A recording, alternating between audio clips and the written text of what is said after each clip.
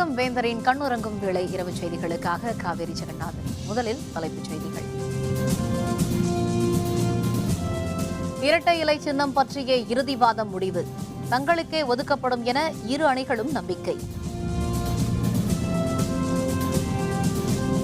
மக்கள் கருத்தை கேட்ட பிறகே ஹைட்ரோ கார்பன் திட்டம் செயல்படுத்தப்படும். போராட்டக் குழுவினரிடம் மத்திய அமைச்சர் உறுதி. தமிழக அரசு வறட்சி நிவாரணமாக கேட்டது 39,565 கோடி. மத்திய குழு பரிந்துரைத்தது 2,097 கோடி.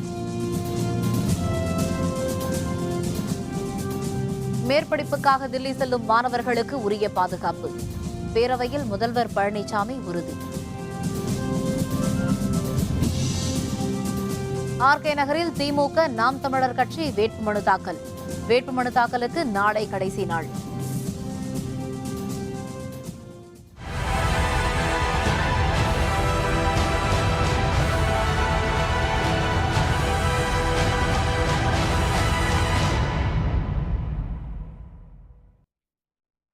இரட்டை இலை சின்னம் யாருக்கு என்ற இறுதி விசாரணை தேர்தல் ஆணையத்தில் நிறைவேற்ற நிலையில் அதிமுகவில் எந்த அணிக்கு இரட்டை இலை சின்னம் ஒதுக்கப்படுகிறது என்பதை இன்று இரவு தேர்தல் ஆணையம் அறிவிக்க வாய்ப்புள்ளது. முதல்வர் ஜெயலலிதா காலமானதை அடுத்து அதிமுக பொதுச் செயலர் சசிகலா ஒரு அணியாகவும் முன்னாள் முதல்வர் பன்னீர்செல்வம் மற்றொரு அணியாகவும் செயல்படுகின்றனர். இதனை அடுத்து ஆர்கே நகர் தொகுதி இடைத்தேர்தல் நெருங்கி வரும் நிலையில் கட்சியின் சின்னமான இரட்டை இலை சின்னத்தை தங்களுக்கே ஒதுக்க வேண்டுமென இரு தரப்பினரும் தேர்தல் ஆணையத்தில் மனு தாக்கல் செய்திருந்தனர். பன்னீர்செல்வம் தலைமையை ஏற்கும் அதிமுக உறுப்பினர்கள் கையெழுத்திட்ட 6,000 பிரமாண பத்திரங்கள் தேர்தல் ஆணையத்தில் தாக்கல் செய்யப்பட்டது. இதேபோல் சசிகலா தரப்பில் தாக்கல் செய்யப்பட்ட மனுவில் அதிமுக பொதுக்குழுவில் உள்ள 2,141 உறுப்பினர்கள், 122 எம்எல்ஏக்கள், 37 எம்பிக்கள் ஆகியோர் சசிகலா தலைமையை ஏற்றுக்கொண்டுள்ளதால் இரட்டை இலை சின்னத்தை தங்களுக்கு ஒதுக்க வேண்டும் என்று கோரப்பட்டிருந்தது. இதனையடுத்து தலைமை தேர்தல் ஆணையர் நஜீம் ஜைதி இருதரப்பினரிடமும் இன்று நேரில் விசாரணை மேற்கொண்டார். முதலில் பன்னீர்செல்வம் தரப்பில் வழக்கறிஞர்கள் GS வைத்தியநாதன், குரு கிருஷ்ணகுமார், மனோஜ் பாண்டியன் ஆகியோர் இரட்டை இலை சின்னம் தொடர்பான வாதங்களை தேர்தல் ஆணையத்தில் எடுத்துரைத்தனர். அப்போது மாநிலங்களவை அதிமுக உறுப்பினர் மைத்ரேயனும் உடனிருந்தார். இதனைத் தொடர்ந்து மூத்த வழக்கறிஞர்கள் சல்மான் குர்ஷித், வீரப்ப மொய்லி, மோகன், பரராசன், அரிமா சுந்தரம் ஆகியோர் சசிகலா தரப்பில் தலைமை தேர்தல் ஆணையர் நஜீம் ஜைதி முன் ஆஜராகி வாதங்களை தெரிவித்தனர். இதையடுத்து மதியம் உணவு இடைவேளைக்காக 30 நிமிடங்கள் ஒதுக்கப்பட்டது. பின்னர் தொடர்ந்து இருதரப்பு வாதமும் மீண்டும் நடந்தது. இதையடுத்து மாலை 5 மணியளவில் நஜீம் ஜைதி தலைமையில் நடைபெற்ற 6 மணி நேர இறுதி விசாரணை நிறைவு பெற்றது. இருதரப்பு வாதங்கள் நிறைவடைந்த நிலையில் தேர்தல் ஆணையம் இதுபற்றி ஆலோசனை நடத்தி வருகிறது. தேர்தல் ஆணையத்தின் முடிவு இன்று இரவோ அல்லது நாளையோ அறிவிக்கப்படலாம் என்று தெரிகிறது. அனைத்து இந்திய அண்ணா திராவிட முன்னேற்ற கழகத்தினுடைய சட்ட விதிகளின்படி தேர்தல் சின்னமானது வேட்பாளர்களுக்கு பொதுச் செயலாளர் அவர்களால் மட்டும்தான் கொடுக்க முடியும். பொதுச் செயலாளர் இல்லாத சூழ்நிலையில் பொதுக்குழுவால் தேர்ந்தெடுக்கப்பட்ட ஒரே உறுப்பினரான திரு மதுசூதனன் கழக அவைத்தலைவர் அவர்கள்தான் அதற்கு தகுதி படைத்தவர். எனவே தேர்தல் சின்னம் வழங்குவதற்கு திருமதி சசிகலா அவர்களுக்கோ துணை பொதுச் செயலாளராக தன்னைத்தானே அறிவித்துக் கொண்ட திரு தினகரன் அவர்களுக்கோ எந்தவிதமான உரிமையும் கிடையாது. எங்கள் வாதம் திறமையாக எடுத்துச் சொல்லப்பட்டிருக்கிறது. நிச்சயமாக எங்களுக்கு சாதகமான தீர்ப்பு வரும் என்பதிலே நாங்கள் ஆழ்ந்த நம்பிக்கை கொண்டிருக்கிறோம். இதனிடையே தில்லியில் செய்தியாளர்களுடன் பேசிய சசிகலா அணியின் நவநீத கிருஷ்ணன் இரட்டை இலை சின்னத்தை எங்களுக்கு ஒதுக்குமாறு கோரி மட்டுமே வாதிடப்பட்டது எனவும் சின்னத்தை முடக்க கோரி வாதிடப்படவில்லை என்றும் தெரிவித்தார். இந்திய தேர்தல் ஆணையத்தில் தியாகச்செம்மல் மாண்புமிகு சின்னம்மா அவர்கள் தலைமையிலான அண்ணா திராவிட முன்னேற்ற கழகம்தான் ஒரு 90% அனைத்து தொண்டர்களும் அதேபோல் கழக நிர்வாகிகளும் சட்டமன்ற உறுப்பினர்களும் பாராளுமன்ற உறுப்பினர்களும் இருக்கிறார்கள் என்பதற்கான ஆதாரங்கள் வழங்கப்பட்டுள்ளது. எனவே தீர்ப்பு மாண்புமிகு சின்னம்மா அவர்கள் தான் உண்மையான அண்ணா திராவிட முன்னேற்ற கழகத்தினுடைய தலைவி என்று வரும் என்று நம்புகிறோம். இரட்டை இலை சின்னம் தங்களுக்கே கிடைக்கும் என்று அதிமுக சசிகலா அணி துணை பொதுச் செயலர் டிடிவி தினகரன் தெரிவித்துள்ளார். சென்னையில் உள்ள அதிமுக தலைமை அலுவலகத்தில் எம்ஜிஆர் சிலைக்கு மாலை அணிவித்த அவர் செய்தியாளர்களுடன் பேசினார். அப்போது இரட்டை இலை சின்னம் தங்களுக்கே கிடைக்கும் என நம்பிக்கை உள்ளதாக அவர் தெரிவித்தார். நாங்கள் மகிழ்ச்சியான வெற்றி எங்களுக்கு தொடர்ந்து இருக்கும் என்பதை அறிவிக்கும் நம்பிக்கை. தமிழகத்திற்கு வறட்சி நிவாரணமாக அரசு 39,565 கோடி ரூபாய் கேட்டிருந்த நிலையில் வெறும் 2,097 கோடி ரூபாய் மட்டுமே வழங்கலாம் என வறட்சி பற்றி ஆய்வு செய்த மத்திய குழு உள்துறையிடம் அறிக்கை தந்துள்ளது. தமிழகத்தில் வடகிழக்கு பருவமழை பொய்த்ததன் காரணமாக கடுமையான வறட்சி நிலவுகிறது. பல மாவட்டங்களில் பயிர்கள் கருகியதால் விவசாயிகள் அதிர்ச்சியில் மரணமடைந்தனர். பலர் தற்கொலை செய்து கொண்டனர். இதையடுத்து தமிழகத்தை வறட்சி மாநிலமாக அரசு அறிவித்தது. தமிழக அரசின் கோரிக்கையின் பேரில் தமிழகத்தில் நிலவும் வறட்சி பற்றி மத்திய குழு கடந்த ஜனவரி மாதம் 22ஆம் தேதி முதல் 25ஆம் தேதி வரை ஆய்வு செய்தது. இதையடுத்து மத்திய குழு உள்துறையிடம் கொடுத்துள்ள அறிக்கையில் தமிழகத்திற்கு வறட்சி நிவாரண நிதியாக 2,097 கோடி ரூபாய் வழங்கலாம் என மத்திய உள்துறையிடம் பரிந்துரை செய்துள்ளது. வறட்சி பற்றி ஆய்வு செய்த துணைக்குழு 1,748 கோடி ரூபாய் வறட்சி நிவாரண நிதியாக வழங்க பரிந்துரை செய்துள்ளது. இந்த இரு குழுவின் அறிக்கைகள் பற்றியும் மத்திய அமைச்சர் ராஜ்நாத் சிங் தலைமையிலான உயர்நிலை குழு நாளை ஆய்வு செய்ய உள்ளது. அதன் பிறகு தமிழக வறட்சி நிவாரணத்திற்கான நிதி பற்றிய அறிவிப்பு ஓரிரு நாட்களில் வெளியாகும் என்று எதிர்பார்க்கப்படுகிறது.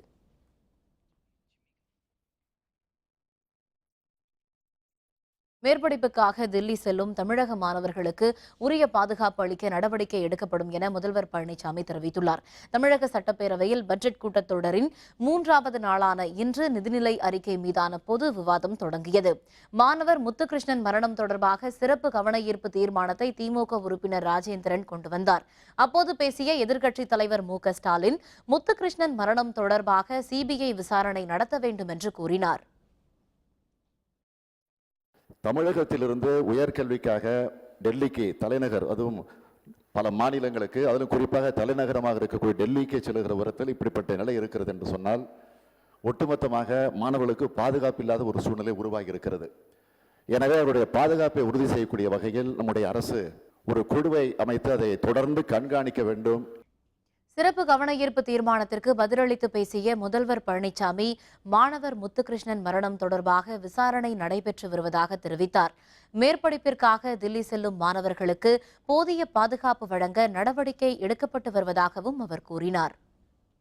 மாண்புமிகு எதிர்க்கட்சித் தலைவர் அவர்கள் வெளி மாநிலத்துக்கு சென்று உயர்கல்வி படிக்கின்ற மாணவர்களுக்கு பாதுகாப்பு வேண்டும் என்று இங்கே கருத்துக்களை தெரிவித்துக்கின்றார்கள்.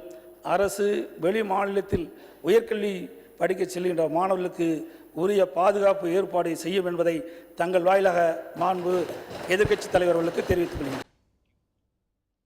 சட்டப்பேரவையில் இன்று நிதிநிலை அறிக்கை மீது 3ஆம் நாள் விவாதம் நடைபெற்றது. இது பற்றியும் இன்றைய அவை நடவடிக்கைகள் பற்றியும் நமது செய்தியாளர் மாரியப்பன் விரிவான தகவல்களை தருகிறார்.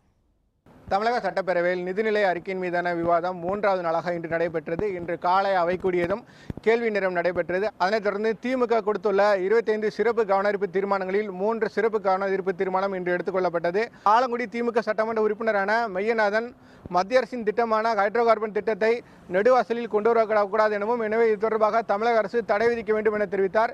இதற்கு பதிலளித்து பேசிய தொழில்துறை அமைச்சர் MC சம்பத் தமிழகத்தின் எந்த ஒரு பகுதியிலும் ஹைட்ரோ கார்பன் திட்டம் கொண்டு வரப்படாது எனவும், இது தொடர்பாக தமிழக முதல்வர் பிரதமர் அவர்களை சந்தித்து நேரில் வலியுறுத்தியிருப்பதாகவும், எனவே விவசாயிகள் அச்சம் கொள்ள தேவையில்லை என தெரிவித்தார். இதனைத் தொடர்ந்து பேசிய திருவிடைமருதூர் திமுக சட்டமன்ற உறுப்பினரான கோவிச்செழியன் மருத்துவ மாணவர்கள் நீட் தேர்வால் பாதிக்கப்பட்டிருப்பதாகவும், எனவே தமிழகத்தில் நீட் தேர்வை விலக்களிக்க வேண்டும் என அதற்கு தமிழக அரசு நடவடிக்கை எடுக்க வேண்டும் என தெரிவித்தார்.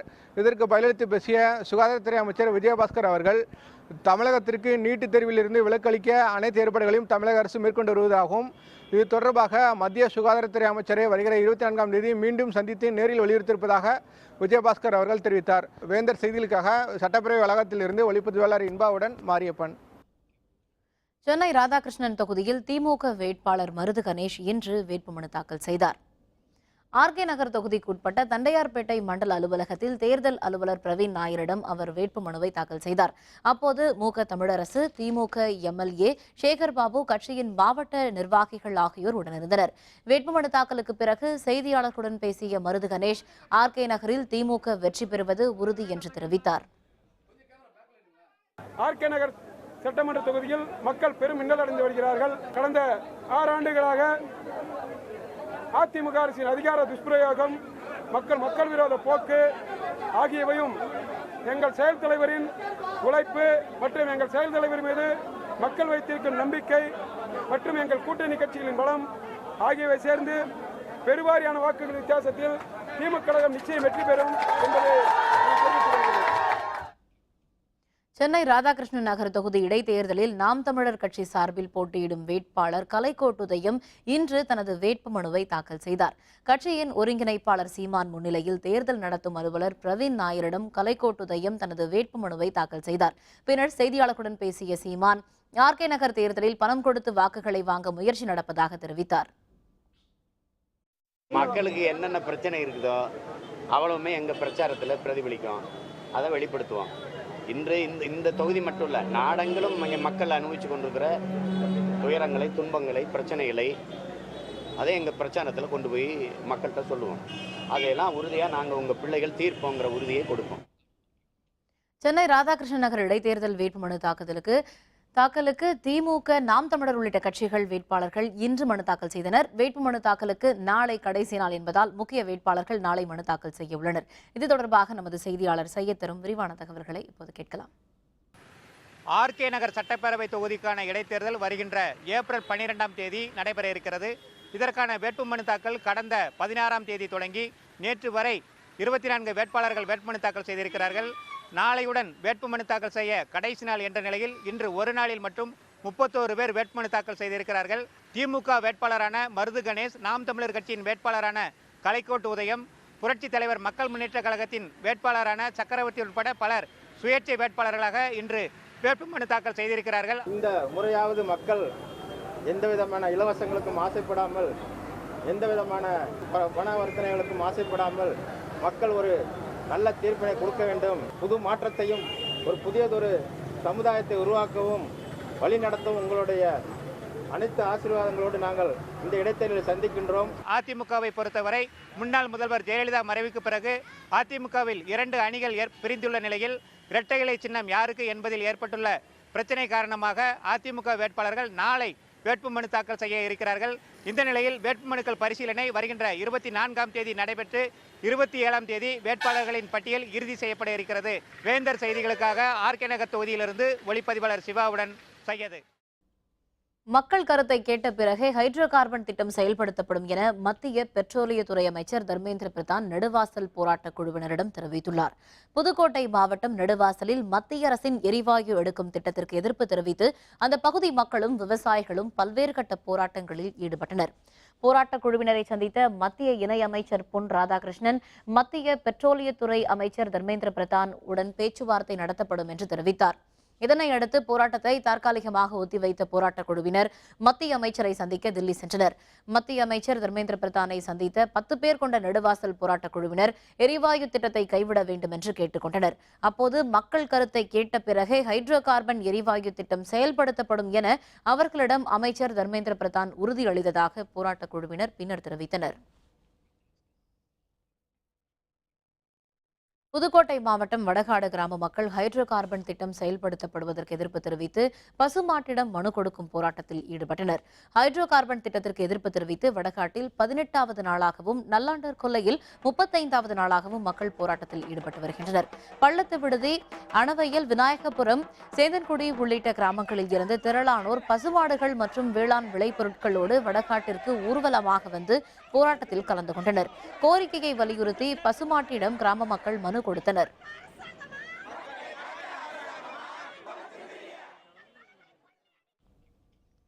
தமிழக அரசு போக்குவரத்து துறை ஊழியர்களுக்கு வரும் 28ஆம் தேதி ஓய்வூதியம் வழங்கப்படும் என அமைச்சர் எம்.ஆர். விஜயபாஸ்கர் தெரிவித்துள்ளார். தமிழக அரசு போக்குவரத்து துறை ஊழியர்களுக்கான 13வது ஊதிய ஒப்பந்தம் தொடர்பான பேச்சுவார்த்தை சென்னை குரோம்பேட்டை மாநகர போக்குவரத்து பணிமனை அலுவலகத்தில் கடந்த வாரம் நடைபெற்றது. போக்குவரத்து துறை அமைச்சர் விஜயபாஸ்கர் மற்றும் பல்வேறு தொழிற்சங்க நிர்வாகிகள் இதில் பங்கேற்றனர். இந்த பேச்சுவார்த்தையின் முக்கிய முடிவுகள் எதுவும் எடுக்கப்படவில்லை. எனினும் தொழிற்சங்க நிர்வாகிகள் அளித்த கோரிக்கை மனுவை அமைச்சர் பெற்றுக் கொண்டார். இதனிடையே தமிழக அரசு போக்குவரத்து துறை ஊழியர்களுக்கு வரும் 28ஆம் தேதி ஓய்வூதியம் வழங்கப்படும் என அமைச்சர் எம்.ஆர். விஜயபாஸ்கர் அறிவித்துள்ளார். விசாரணைக்கு அழைத்துச் செல்லப்படுவர் வீடு திரும்பவில்லை. நீதிபதி உத்தரவை அடுத்து சிபிசிஐடி அலுவலகத்தில் சோதனை. விவரம் விளம்பர இடைவேளைக்கு பிறகு.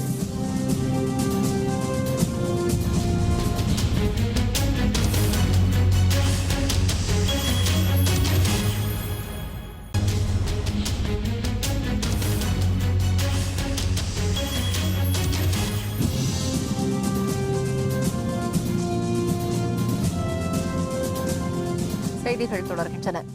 எஸ்ஆர்எம் மருத்துவக் கல்லூரி மாணவர் சேர்க்கை தொடர்பாக மதனுக்கு எதிராக தொடரப்பட்ட வழக்கில் தமக்கு எதிரான மத்திய குற்றப்பிரிவு காவல்துறையினரின் முதல் தகவல் அறிக்கையை ரத்து செய்ய வேண்டும் என்று டாக்டர் பாரிவேந்தர் சார்பில் தாக்கல் செய்யப்பட்டுள்ள மனுவை ஏற்றுக்கொண்ட சென்னை உயர்நீதிமன்றம் விசாரணையை ஏப்ரல் 3ஆம் தேதிக்கு ஒத்திவைத்துள்ளது. மருத்துவ படிப்பில் சேர்ப்பதாக கூறி பண மோசடியில் ஈடுபட்ட வழக்கில் மதனை கைது செய்த காவல்துறையினர் திருப்பூரில் மதன் மறைந்திருந்த இடத்திற்கு அழைத்துச் சென்றும் விசாரணை மேற்கொண்டனர். தற்பொழுது புழல் சிறையில் மதன் அடைக்கப்பட்டுள்ளார். மதன் ஜாமீன் தொடர்பான வழக்கு விசாரணை சென்னை உயர்நீதிமன்றத்தில் நடைபெற்று வருகிறது. இதனிடையே எஸ்ஆர்எம் பல்கலைக்கழக நிறுவனர் வேந்தர் டாக்டர் பாரிவேந்தர் சார்பில் சென்னை உயர்நீதிமன்றத்தில் கடந்த வாரம் ஒரு மனு தாக்கல் செய்யப்பட்டது. அதில் மத்திய குற்றப்பிரிவு காவல்துறையினர் தமக்கு எதிராக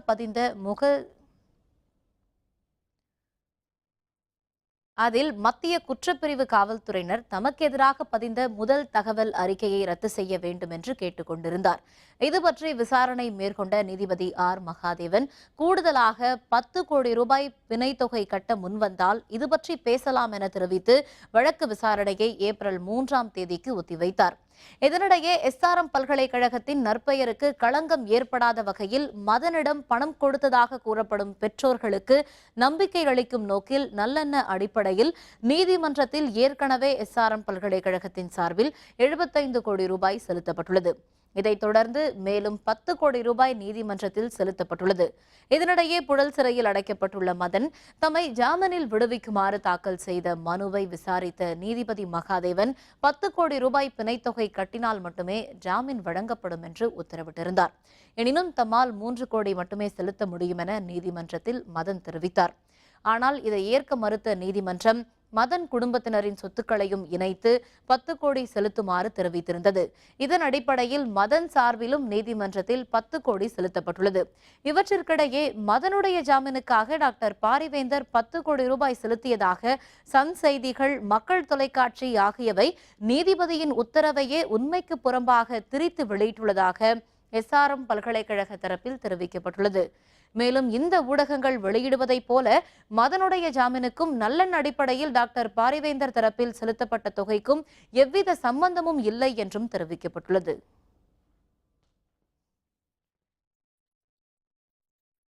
காஞ்சிபுரம் மாவட்டம் சிறுதாவூர் பங்களா அருகே சசிகலா உள்ளிட்ட 4 பேர் மீதான நிலப்பறிப்பு புகாரில் நில உரிமையாளரிடம் மாவட்ட காவல்துறை கண்காணிப்பாளர் அலுவலகத்தில் இன்று விசாரணை நடைபெற்றது. குடுவாஞ்சேரியைச் சேர்ந்த ஓய்வு பெற்ற ராணுவ வீரரான கண்ணன் கடந்த 1980ஆம் ஆண்டு கருங்குழிப்பள்ளம் கிராமத்தில் 16 கிரவுண்ட் நிலத்தை வாங்கியுள்ளார். 2003ஆம் ஆண்டு இந்த நிலம் தொடர்பாக பதிவாளர் அலுவலகத்தில் வில்லங்கம் தொடர்பாக பார்த்தபோது இந்த நிலம் பரணி பீச் ரெசார்ட் என்ற பெயருக்கு பதிவு செய்யப்பட்டுள்ளதைக் கண்டு அதிர்ச்சி அடைந்தார். இந்த நிறுவனம் சசிகலாவின் பினாமி ஆட்கள் பெயரில் பதிவு செய்யப்பட்டது தெரிய வந்த நிலையில் அறப்போர் இயக்கத்தினருடன் இணைந்து காவல்துறையில் அவர் புகார் அளித்தார்.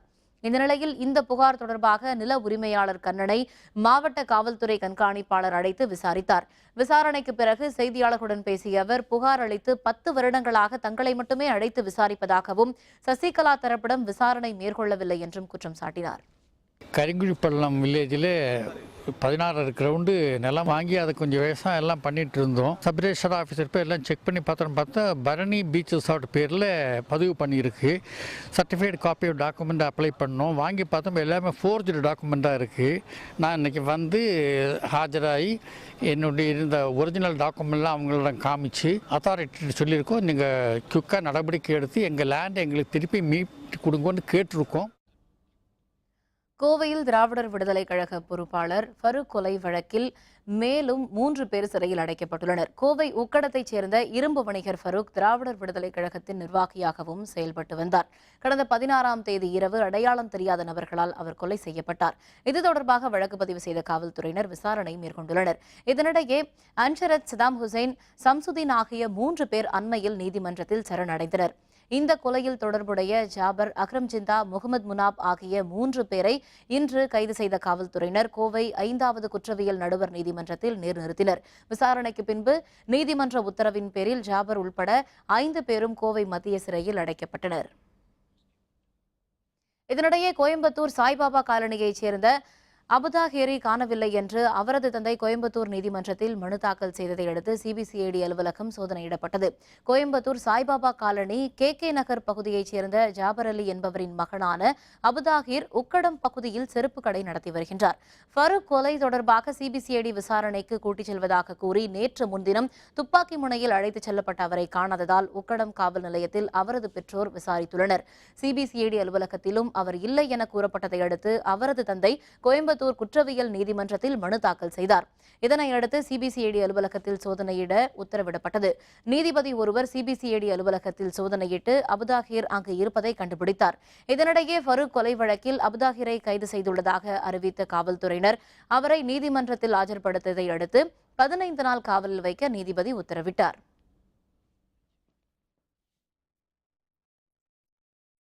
தருமபுரி அருகே குடிநீர் கேட்டு மக்கள் சாலை மறியலில் ஈடுபட்டுள்ளதால் அந்த பகுதியில் பல மணி நேரம் போக்குவரத்து பாதிப்பு ஏற்பட்டது.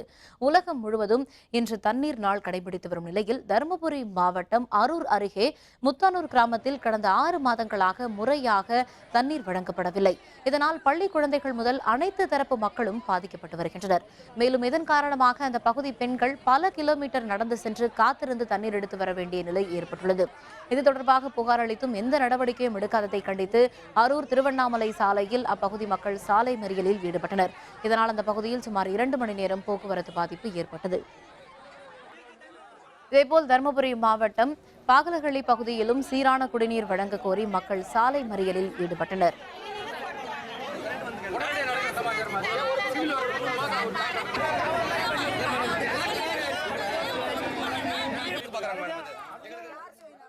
வெளியில போய் சவுலூர் வரைக்கும் போய் தண்ணி ஆட்டோவில் போயிட்டு எடுத்துட்டு வந்தோம்.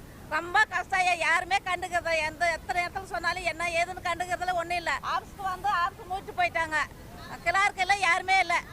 அவங்க யாருமே காணோம். தெரிஞ்சிருந்து வெளியில் போயிட்டாங்க.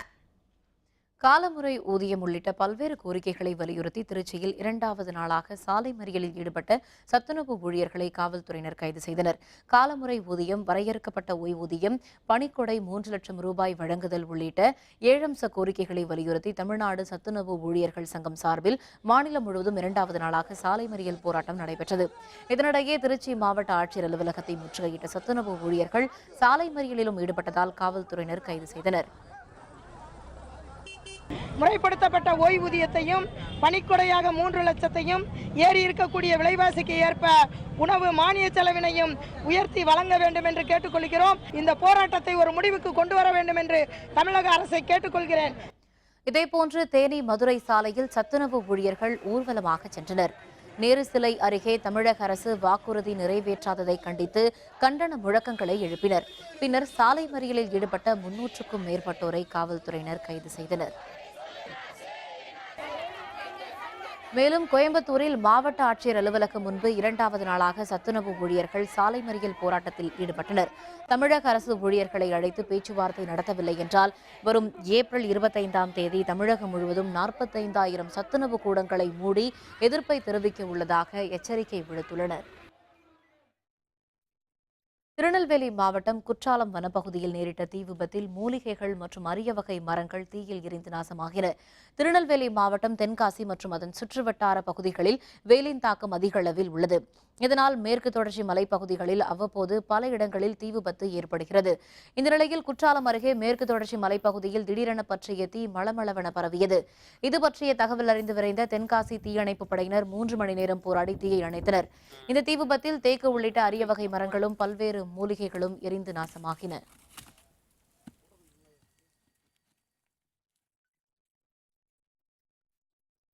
புதுக்கோட்டை மாவட்டமான கடையாத்துப்பட்டியில் அரியநாயகி அம்மன் கோவிலில் திருவிழாவையொட்டி நடைபெற்ற மாட்டு வண்டி பந்தயத்தை திரளானோர் கண்டு ரசித்தனர். புதுக்கோட்டை மாவட்டம் அறந்தாங்கி அருகே உள்ள கடையாத்துப்பட்டியில் கடந்த 9 ஆண்டுகளாக அரியநாயகி அம்மன் கோவில் திருவிழாவையொட்டி மாட்டு வண்டி எல்லை பந்தயம் நடைபெற்றது. 3 பிரிவுகளாக நடத்தப்பட்ட இந்த போட்டியில் புதுக்கோட்டை, சிவகங்கை, ராமநாதபுரம், தஞ்சாவூர், திருச்சி உள்ளிட்ட பல்வேறு மாவட்டங்களைச் சேர்ந்த மாட்டு வண்டி பந்தய வீரர்கள் பங்கேற்றனர். போட்டியில் வெற்றி பெற்ற மாட்டு வண்டி உரிமையாளர்களுக்கு பரிசுத் தொகை வழங்கப்பட்டது. அறந்தாங்கி புதுக்கோட்டை சாலையின் இருபுறமும் இந்த பந்தயத்தை காண ஏராளமான மக்கள் திரண்டிருந்தனர்.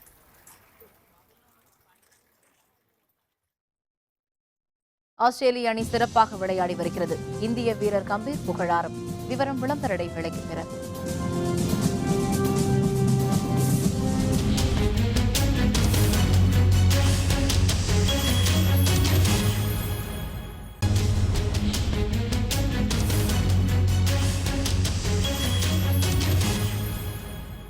செய்திகள் தொடர்கின்றன.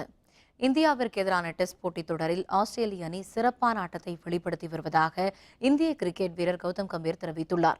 இந்தியாவில் சுற்றுப்பயணம் மேற்கொண்டுள்ள ஆஸ்திரேலிய அணி 4 போட்டிகள் கொண்ட டெஸ்ட் தொடரில் விளையாடி வருகிறது. முதல் போட்டியில் ஆஸ்திரேலிய அணியும், இரண்டாவது போட்டியில் இந்திய அணியும் வெற்றி பெற்ற நிலையில் 3வது போட்டி சமனில் நிறைவடைந்தது.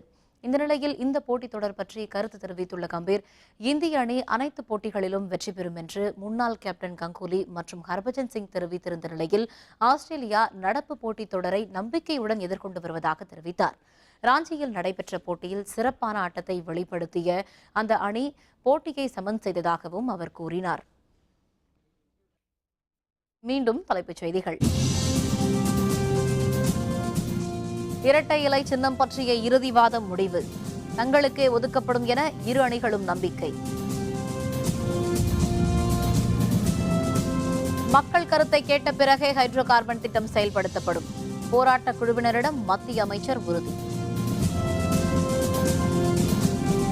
தமிழக அரசு வறட்சி நிவாரணமாக கேட்டது 39,565 கோடி. மத்திய குழு பரிந்துரைத்தது 2,097 கோடி. மேற்படிப்புக்காக தில்லி செல்லும் மாணவர்களுக்கு உரிய பாதுகாப்பு. பேரவையில் முதல்வர் பழனிசாமி உறுதி. ஆர்கே நகரில் திமுக நாம் தமிழர் கட்சி வேட்புமனு தாக்கல். வேட்புமனு தாக்கலுக்கு நாளை கடைசி நாள். இத்துடன் வேந்தரின் கண்ணுறங்கும் வேளை இரவு செய்திகள் நிறைவடைந்தன. மீண்டும் நாளை காலை 8 மணிக்கு இளங்கதிர் காலை செய்திகளில் சந்திப்போம். வணக்கம்.